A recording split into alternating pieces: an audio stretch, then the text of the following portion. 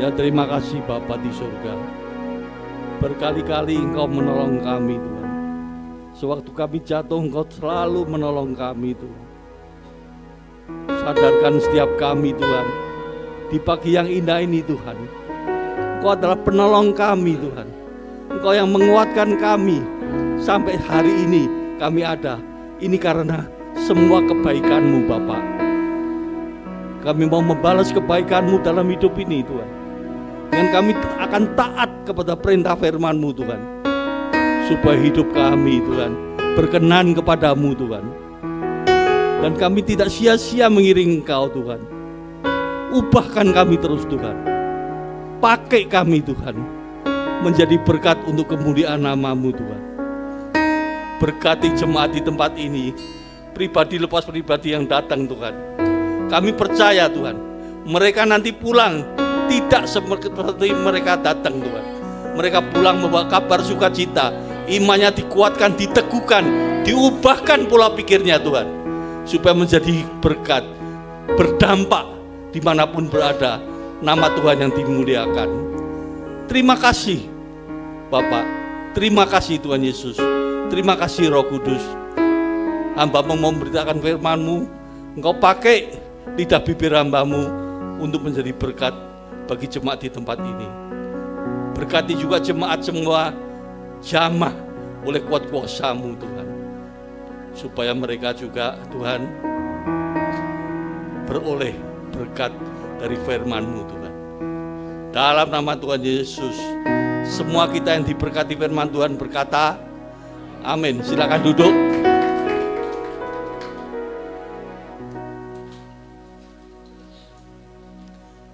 Ya, shalom Bapak Ibu semuanya. Kita ini sebenarnya berterima kasih kepada Bapak di surga, termasuk saya. Saya sudah diselamatkan. Kalau saya tidak diselamatkan, hari ini saya tidak hadir di tempat ini. Tidak ada di depan Bapak Ibu. Mungkin saya kalau tidak diselamatkan oleh Tuhan, yang jelas saya pasti cerai sama istri saya. Bapak Ibu, semua yang hadir di tempat ini tanpa terkecuali harusnya berterima kasih kepada Tuhan. Bapak Ibu sudah diselamatkan, apa balasannya kepada Tuhan? Gitu loh. Apa balasannya kita? Coba kita bayangkan. Ya, aku tidak diselamatkan, hari ini aku tidak mungkin di tempat ini. Aku di mana tidak tahu. Ya. Saya sering merenungkan kata-kata ini. Tuhan terima kasih. Engkau telah menyelamatkan aku. Jadikan aku hidup lebih benar. Hidup lebih benar dan berdampak untuk kemuliaan nama Tuhan. Orang yang hidupnya berdampak, masa depannya pasti cerah. Betul enggak Bapak Ibu? Ya. Kita sama-sama mau belajar, temanya hidup benar pasti berdampak. Mazmur 119 ayat 105. Firman-Mu itu pelita bagi kakiku dan terang bagi jalanku. Ya. Firman Tuhan ya dan amin. Firman Tuhan ada kuasa enggak Bapak Ibu? Ada kuasa enggak? Ada kuasa. Karena Yesaya 55:11 itu ngomong begini. Firman-Mu yang keluar dari mulut hamba-Mu tidak akan kembali kepadamu dengan sia-sia, tapi akan melaksanakan apa yang Kau kehendaki dan berhasil dengan apa yang Kau suruhkan kepadanya. Jadi kalau kita seperti tadi baca firman Tuhan itu, firman-Mu pelita bagi kakiku, terang bagi jalanku, sampai diucapkan, sampai telinga kita terdengar, sampai ke hati, Engkau amini, itu akan menjadi rema. Gitu loh, ya. Firman itu ada kuasanya. Ini firman-Mu pelita bagi kakiku dan terang bagi jalanku.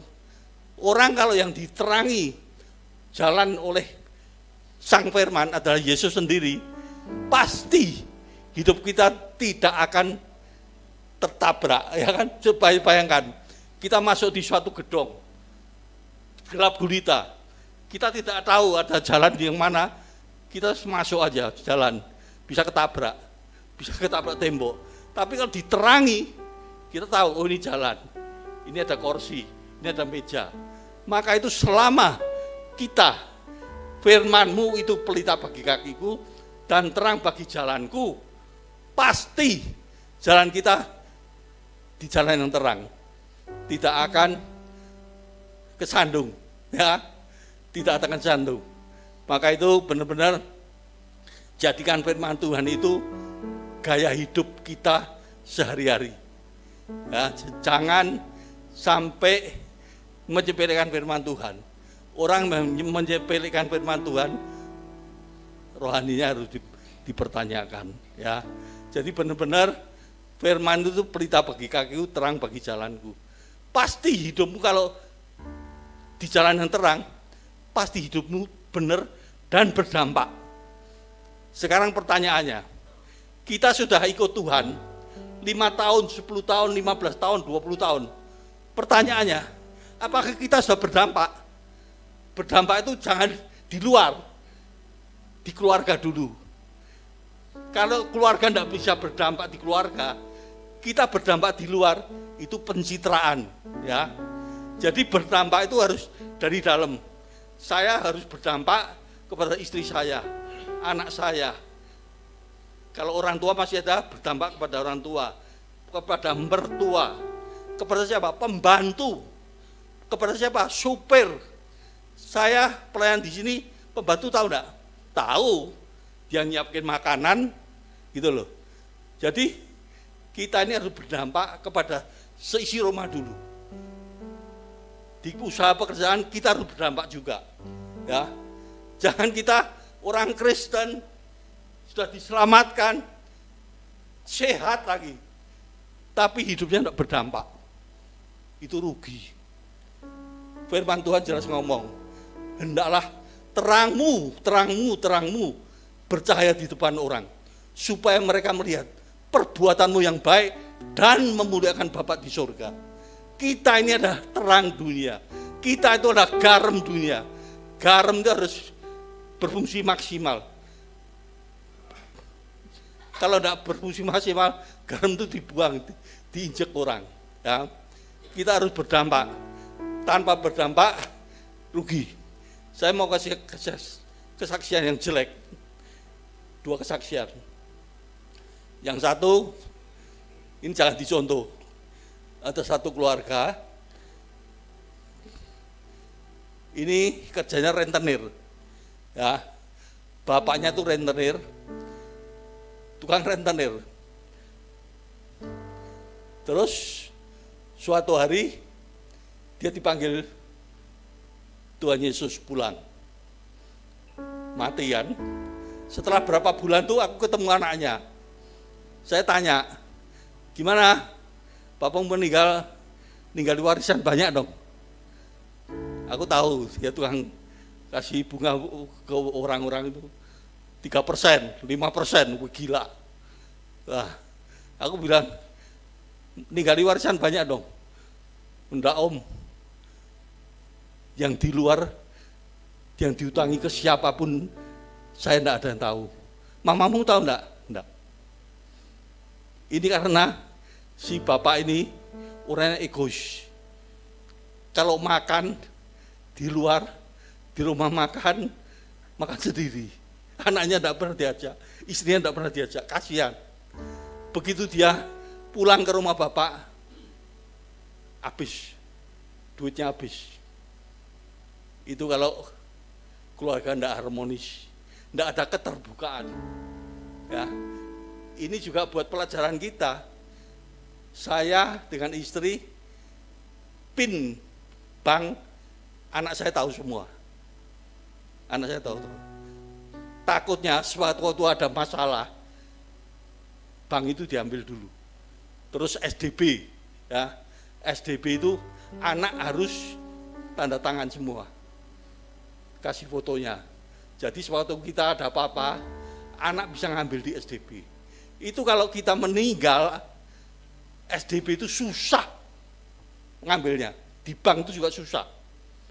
Jadi semua itu harus di keluarga itu harus ada keterbukaan, ya, harus ada keterbukaan. Ini saya yang saksikan pertama ini, kasihan begitu papanya meninggal, istrinya miskin, anak-anaknya terlantar hidupnya. Sekarang kesaksian yang kedua, ini yang harus dicontoh.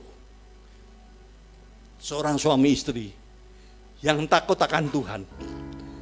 Moto hidupnya Matius 6:33.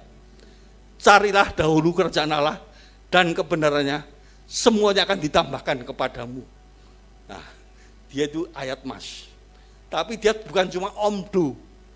Dia benar-benar jadi pelaku firman. Hidupnya harmonis, suami istri. Dia berdampak, diberkati luar biasa. Berdampak kepada keluarga besarnya, kepada anak-anaknya, kepada pegawainya, wah, kepada pelayanannya, hamba Tuhan, orang yang susah, sakit, diobati. Nah, ini harus dicontoh.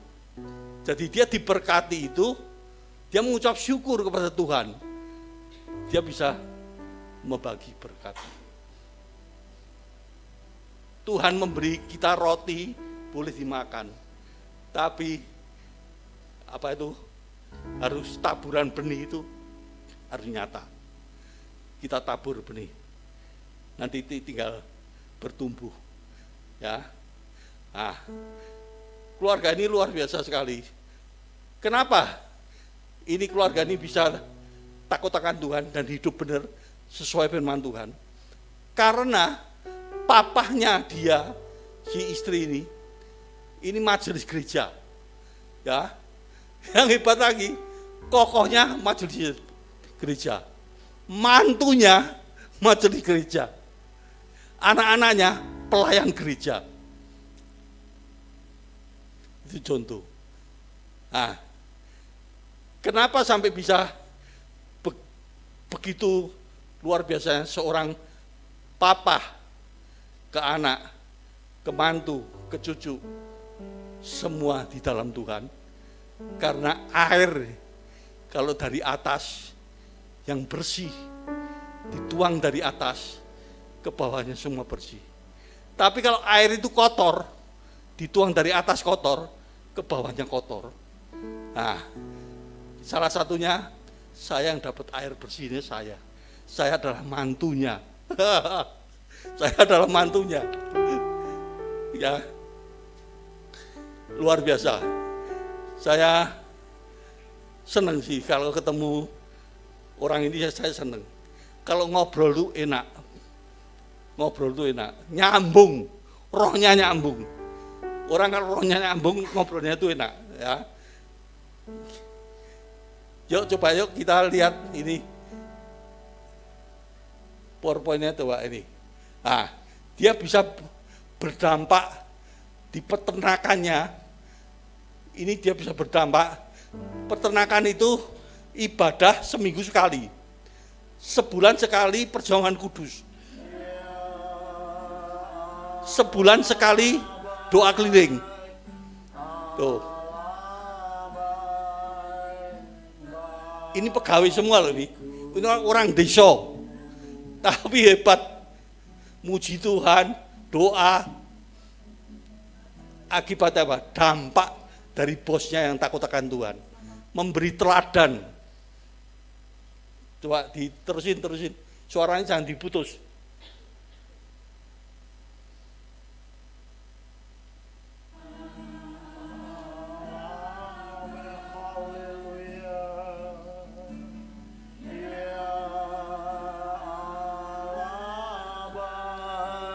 Ya udah, bawahnya. Ini bosnya. Ini saya kaget tuh. Kemarin tuh Januari, saya kan pulang.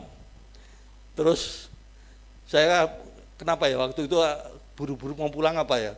Pokoknya sore itu dia pelayanan, pagi itu aku pulang. Aku dikirim video. Ini biasa ada pendetanya, sekarang enggak. Dia sekarang melayani suami istri bisa. Ya.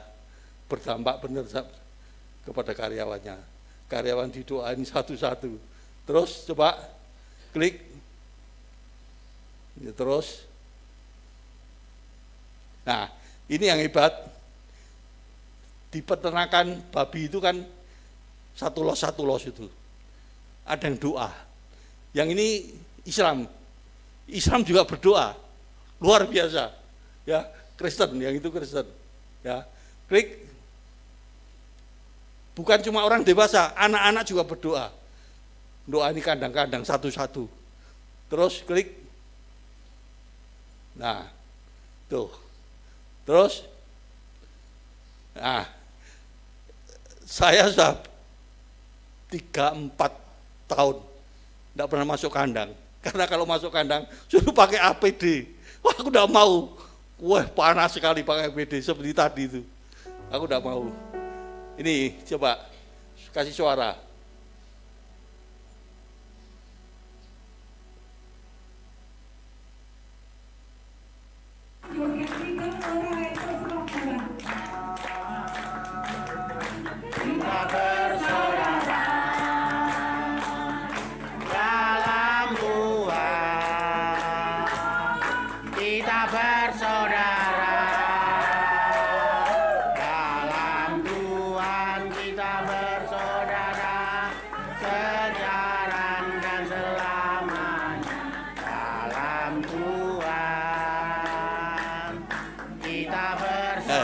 Udah.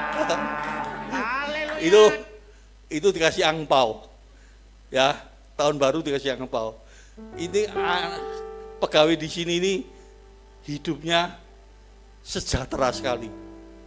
Coba bayangkan, suami istri ulang tahun kan di kandang.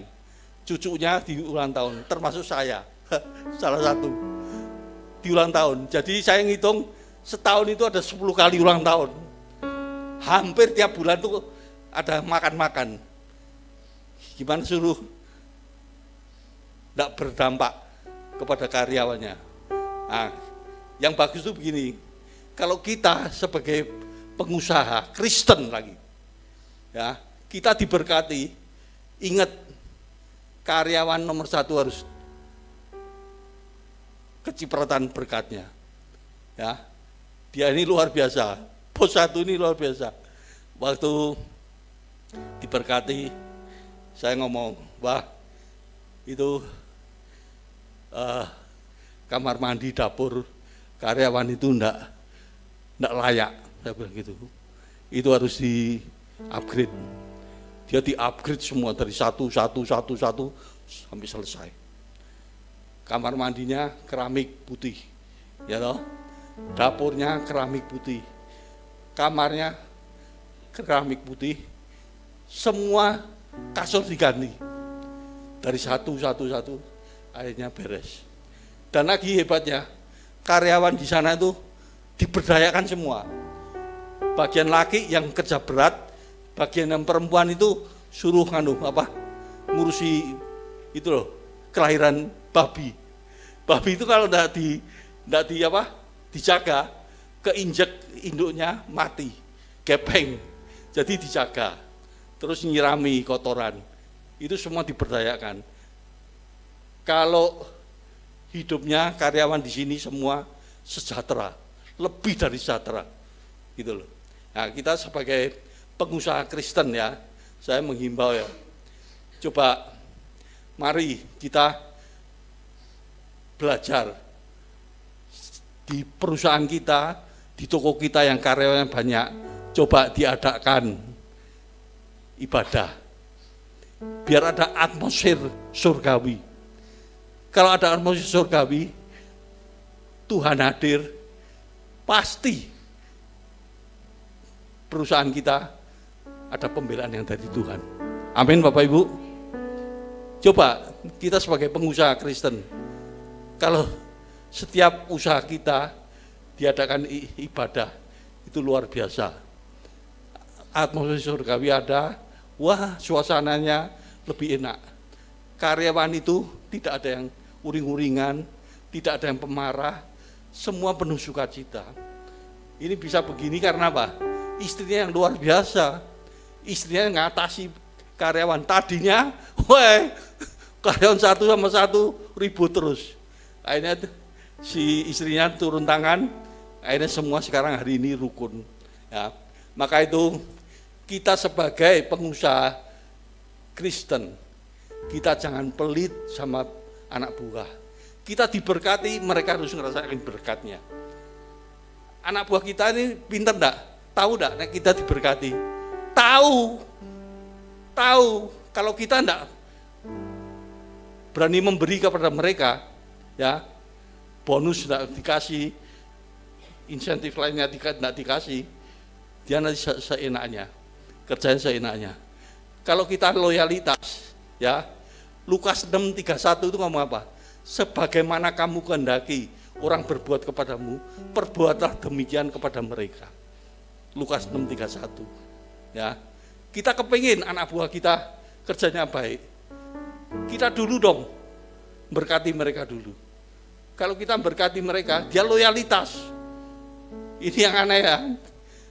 Suatu hari, ini yang Islam, muat satu truk gitu ya, babi, belum didoain. Yang Islam itu lari, kok belum didoain kok, doain dulu. Luar biasa, itu Islam loh, bukan Kristen loh. Suruh doain dulu. Dia merasa memilikinya itu ada. Kenapa bisa ada rasa memiliki? Karena hidupnya dimanusiakan, disejahterakan. Kita sebagai pengusaha Kristen harus berdampak, jangan pelit kepada karyawan, ya. Supaya hidup benar gimana? Klik. Ya, hidup benar pasti berdampak. Ibadah itu harus yang konsisten. Kedua, pergaulan harus yang benar. Berhikmat dalam memberi. Klik, ibadah yang konsisten. Nah, ibadah yang konsisten, Ibrani 10:25. Janganlah kita menjauhkan diri dari pertemuan ibadah kita, seperti dibiasakan oleh beberapa orang. Tetapi marilah kita saling menasihati dan semakin giat melakukannya menjelang hari Tuhan yang mendekat. Jadi orang Kristen itu kadang-kadang Tuhan bingung. Waktu susah, ke gereja. Tapi sewaktu diberkati, keberatan berkat, malas ke gereja. Ya, repot juga. Diberkati salah, enggak diberkati salah. Tuhan itu baik kalau sudah memberkati kita, maka itu kita harus benar-benar ibadah itu harus benar, jangan bolong-bolong, ya, jangan bolong-bolong ibadah. Saya ini tiap minggu melayani. Kalau pagi melayani, sore saya ibadah. Kalau sore saya melayani, pagi itu ibadah. Saya ada rindu, haus, lapar akan firman Tuhan. Rugi kalau enggak dengerin khotbah. Benar.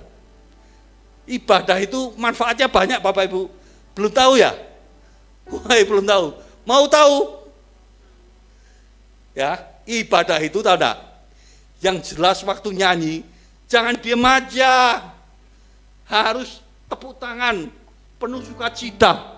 Waktu kita tepuk tangan penuh sukacita, hormon endorfin itu ada dalam diri kita. Tambah tepuk tangan sukacita, penuh dengan hormon endorfin. Stres, cemas, nyinggir. Pulang seger. Ya kan? Dan lagi Bapak Ibu, saya mau kasih tahu. Kalau SBL suruh tepuk tangan, kita tepuk tangan yang banter. Ini waktu ini plek-plek gitu ya. Ini loh. Ini prostat kita akan sehat. Enggak lagi enggak perempuan. Ini. Maka itu saya kalau ibadah tepuk tangan banter teman. Saya pedes. Waktu tangan ini pedes, saraf-saraf ini dialiri darah semua lancar. Nanti kalau nyanyi lagi tepuk tangan yang keras. Ini loh. Prostatnya kan sehat, tidak lagi ke perempuan. Ya, Bapak Ibu belum tahu ya. Ibadah itu sangat bermanfaat. Klik. Ya, apa manfaat ibadah itu? Latihan badani terbatas gunanya. Latihan badani bagus enggak? Bagus, Bapak Ibu. Jalan pagi bagus, naik sepeda bagus, ke gym bagus, renang bagus. Pokoknya latihan badani terbatas gunanya. Cuma sehat aja. Nah, kalau sehat, tidak takut akan Tuhan, banyak duit lagi. Nyerempeng. Itu sudah pasti, ya toh. Tidak takut akan Tuhan loh, banyak duit tuh. Nyerempeng. Ya. Latihan badani terbatas gunanya, tetapi ibadah itu berguna dalam segala hal. Ibadah itu berdampak dalam segala hal. Karena mengandung janji. Baik untuk hidup ini, hari ini, maupun hidup yang akan datang, hidup kekal bersama Tuhan. Jadi ibadah itu berguna dalam kita mengatur rumah tangga. Ibadah itu berguna dalam kita ngomong dengan mertua. Ibadah itu berguna dalam kita ngomong dengan orang tua. Ibadah itu berguna dalam kita menggaji karyawan. Ibadah itu berguna dalam kita berusaha. Ibadah itu berguna dalam kita dalam pekerjaan. Jadi jangan sepelekan ibadah. Yang tadi pertama manfaatnya hati penuh sukacita. Ditaburi setelah sukacita, taburi firman Tuhan. Wah, firman Tuhan yang menjadikan rema, pulang dikuatkan, diteguhkan imannya, rohaninya pasti bertumbuh. Amin Bapak Ibu. Harus dihayati ibadah itu. Siapapun pembicaranya, jangan pilih orang. Saya percaya orang yang hatinya benar, ibadah siapapun pembicaranya, dari awal, pertengahan, sampai akhir khotbah, pasti ada sesuatu yang merema. Pasti. Kalau bilang tidak ada, waduh aku juga tidak bisa ngomong. Gimana ibadahnya? Ya Pak Kerja, kan tidak mungkin loh. Sejelek-jeleknya pembicara, siapapun, dari awal, pertengahan, hingga akhir, pasti ada sesuatu yang dibawa pulang. Gitu loh. Yang jadi berkat untuk saya ingat-ingat terus. Maka itu ibadah itu benar-benar ya berguna dalam segala hal. Jadi kamu kalau ibadahnya benar, kamu tidak jahat orangnya, tidak egois, ya, tidak menyusahkan orang lain. Yang bukan haknya diambil, itu tidak boleh. Itu tidak bisa berdampak hidupnya. Ya, kita mau berdampak hidupnya, yang jelas jangan sombong. Jangan pelit, pemurah hati, ya, berbelas kasihan, empati. Tapi MDC ini hebat Pak Kris. Kemarin banjir, itu ya, dapur ya, wah hebat tuh. Rumah Pak Pendeta dibikin dapur. Itu bagus sekali ya. Ya. Tepuk tangan jangan tanggung-tanggung. Itu bayar harga loh. Vivilia itu kalau lihat mungkin, waduh, kok rumahku jadi kong ini tuh. Tapi enggak ya Vivilia ya. Enggak. Ya. Maka itu bisa rumahnya dipakai itu bikin makanan berapa 200 lebih ya. 200 bungkus. Itu luar biasa loh, kotornya itu aku enggak bisa membayangkan kotornya itu seperti apa. Gitu loh. Ya. Itu bayar harga. Karena apa?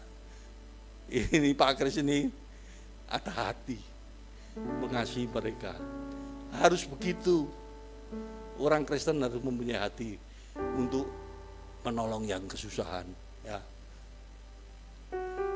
Ibadah itu berguna dalam hal, jangan sampai kita menyepelekan ibadah. Klik. Ya, pergaulan yang benar. 1 Korintus 15:33. Janganlah kamu sesat. Pergaulan yang buruk merusakkan kebiasaan yang baik. Ya ini orang saya tahu semua. Tidak usah diterangkan. Sudah dimakan mentah gini, saya tahu. Ya. Pergaulan yang buruk apa? Kalau dulu orang itu judi, hari ini jangan ketemu orang judi. Dulu suka mancing, jangan ketemu orang suka mancing. Mancing itu dosa Pak? Enggak. Tapi mancing yang maniak mancing, bisa 2 hari enggak pulang, sehari enggak pulang. Ya itu yang bikin nanti rumah tangganya bisa oleng, ya kan? Rumah tangganya, ekonominya bisa oleng. Maka itu mancing itu enggak salah. Tapi yang enggak boleh itu kalau orang maniak mancing, lupa waktu, ya, enggak boleh. Kalau saya dulu dagang, ketemunya orang dagang. Hari ini saya ada di pelayanan, ketemunya siapa? Hamba Tuhan. Yang dia omong apa? Firman Tuhan tentang pelayanan. Ya, jadi kita tergantung kitanya. Kita ini sekarang mau menempatkan diri di mana, gitu loh. Mau menempatkan diri di mana? Firman Tuhan jelas ngomong 1 Korintus 15:33. Kita harus benar, jangan kamu sesat, pergaulan yang buruk merusakan kebiasaan yang baik. Pergaulan kita ini harus yang benar. Seperti ya, saya saksikan yang pertama itu, kesaksian jelek itu. Dia tidak ada teman, tidak ada untuk sharing.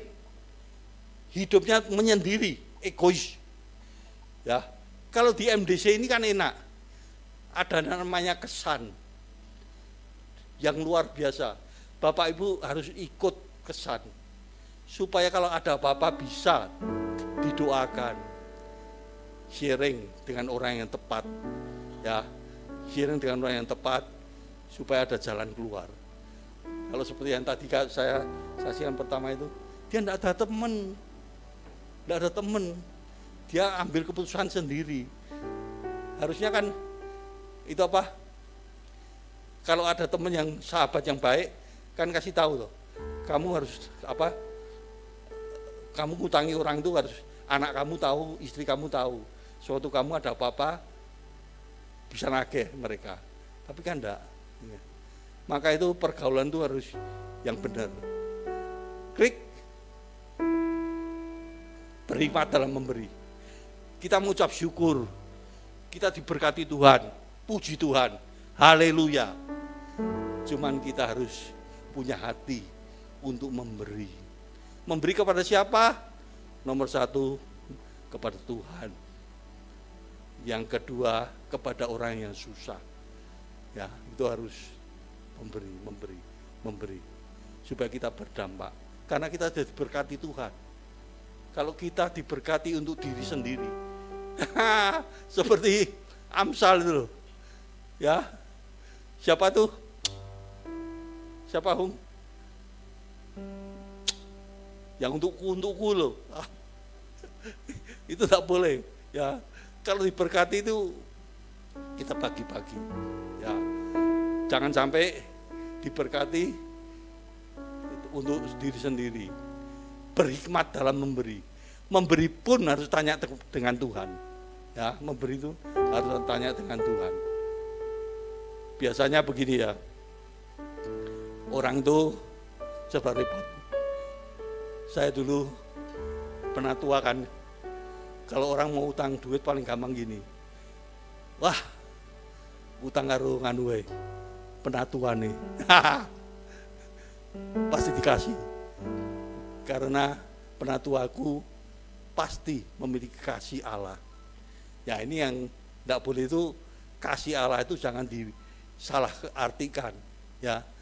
Kasih Allah terus buat cari utangan, kasih Allah untuk ngemis, tidak boleh, ya. Jemaat kadang-kadang juga ngawur, mereka kasih Allah untuk nodong, ya enggak boleh. Nah, sekarang saya mau ngomong Amsal 20:21, versi terjemahan sederhana Indonesia. Ini tentang warisan. Harta warisan yang diminta sebelum waktunya tidak akan menjadi berkat pada akhirnya. Ini siapa? Ini si bungsu, ya. Diminta hartanya untuk poya-poya, akhirnya miskin, ingat lagi ke bapaknya. Amsal 20:21 versi Indonesia Modern Bible. Warisan yang didapatkan dengan cepat pada mulanya, maka pada akhirnya tidak akan diberkati. Ya, dapatnya gampang, buangnya gampang. Ya, itu mengenai warisan ya. Saya menghimbau di sini banyak orang tua yang diberkati Tuhan.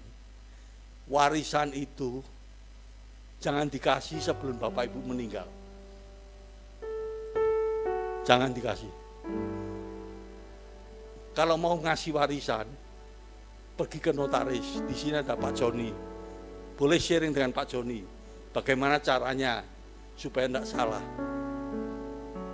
Ada satu keluarga, warisan itu dibagi, papa mamanya masih seger. Waktu dibagi, begitu tanda tangan, satu dengan yang lain bilang, tidak adil, itu lebih banyak, itu lebih banyak, itu lebih banyak, itu lebih banyak. Akhirnya tidak ngomongan, cekcok, rugian. Padahal notarisnya sudah ngomong loh, Bapak, Ibu, diperingati. Bapak Ibu kalau ngasih warisan, mending bikin surat wasiat. Bikin surat wasiat, nanti kalau Bapak Ibu meninggal, surat wasiat itu baru berlaku. Benar ya Pak Joni gitu ya? Nah, tanyalah sama beliau nih. Ya. Nah, setelah itu, dia suruh mikir-mikir seminggu 10 hari. Kembali lagi, sudahlah Pak, jalanin aja. Jalani apa? Suruh bikin. Orang kalau tidak takut akan Tuhan, mengandalkan kekuatan sendiri apa? Terkutuk. Benar, begitu jedet, berantakan rumah tangganya, keluarganya berantakan. Maka itu saya menghimbau, warisan itu harus yang jelas. Sudahlah, tanya Pak Joni lebih tepat lah. Saya tidak berani ngomong lebih banyak, nanti keliru Pak Joni. Ya, ini untung, di sini ada notaris, ya tahu, dari jemaat nanti diarahkan, biar tahu cara-caranya, biar tidak rewel, tidak ribut di kemudian hari.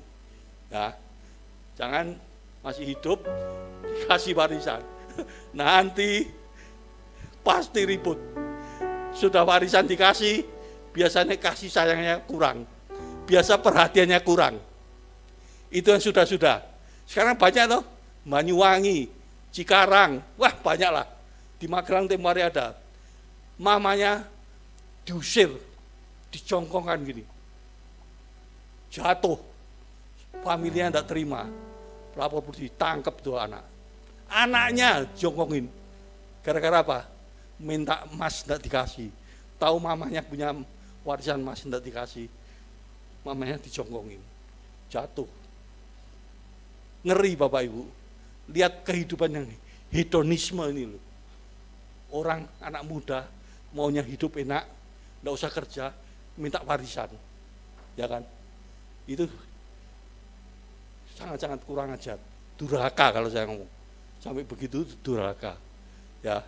Maka itu ibadah itu berguna dalam segala hal Bapak Ibu. Dorong anak-anakmu ibadah. Dorong orang tuamu ibadah. Jadi kalau pagi ini ngomong soal warisan, ini ada suatu berkat yang dibawa pulang. Nanti di-sharingkan di rumah. Ya kan? Jadi ibadah itu dari awal, pertengahan ke akhir, pasti ada berkat yang dibawa pulang. Buat pengetahuan kita, supaya kita tidak jatuh di lubang yang sama. Gitu loh. Ya. Ibadah itu berguna dalam segala hal. Ajak istrimu, suamimu, dorong. Tidak boleh bolong-bolong ibadahnya. Harus rutin. Supaya rohani bertumbuh. Orang yang rohani bertumbuh, hidupnya akan lebih tenang. Hidupnya akan lebih tenang. Karena dia sadar Tuhan beserta kita.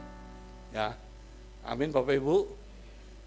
Kesimpulan, dengan menerapkan ibadah yang konsisten, pergaulan yang benar, berhikmat dalam memberi, hidup kita akan dipimpin oleh firman Tuhan sebagai pelita dan terang, sehingga kita dapat memberikan dampak positif bagi banyak orang dan memuliakan Tuhan melalui setiap aspek kehidupan kita.